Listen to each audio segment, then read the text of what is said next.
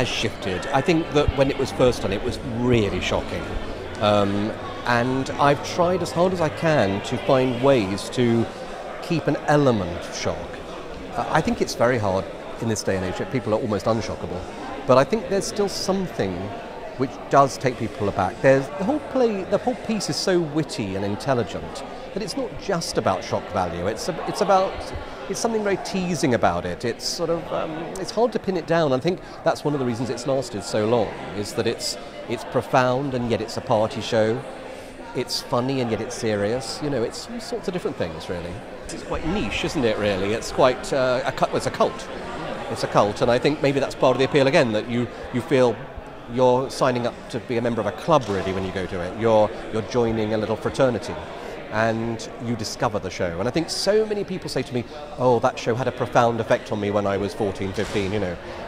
People seem to remember it vividly from their teenage years. This production is billed as Richard O'Brien's Rocky Horror Show. Was he involved much when you were creating the production? Yes, he's been really, really helpful, actually. I've directed the show for 9 years now, and I did a new production for the 40th anniversary 2 years ago, which is this production we're doing here in Sydney.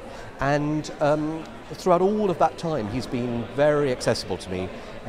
We've spoken a lot, we've met, had dinner, had lunch, emailed each other. He's always available, always answers questions. And I found some living writers, they resist that a bit. They perhaps get a little bit fed up with hearing questions about their masterpiece, you know, and he's never treated me like that. He's always been very welcoming. I suppose a lot of people think Brad and Janet are the two innocents in the show and they're just prim and they don't necessarily get a lot to do, but they have the most extraordinary journey of any of the characters, really, don't they? Yeah, they do. They change so much, and you know, they have to question everything that they thought they knew.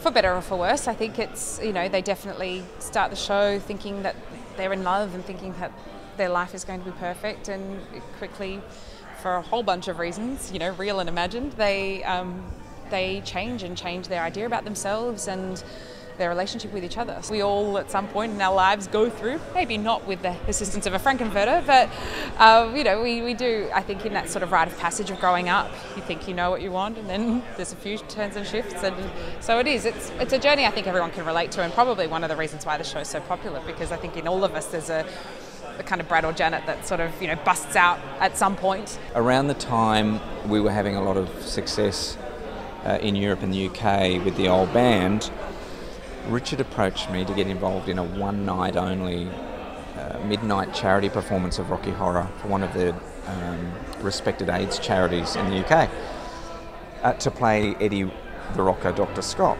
And Richard himself was playing Frank N Furter on this occasion. So we meet at the theatre for a sound check earlier in the evening, and then at midnight we hit the stage. It was fantastic.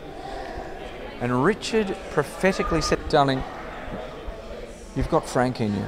Of all the other roles you'll play in your career, you'll feel a sense of power. There's something powerful with Frank that is quite unlike anything you'll ever do.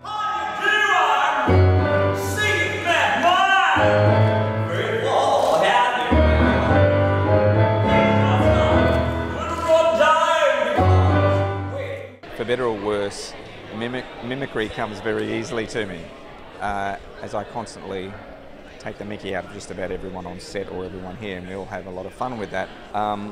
Tim Curry, what can you say? Brilliant. You know, like, I've deliberately not watched the film for a while because he's so very good. When I did Rocky as a kid, I may have employed a few more, shall we call them Curry-isms, than I do this time round. This time round, more so, tends to be my own mad Frank. I'm just a train of this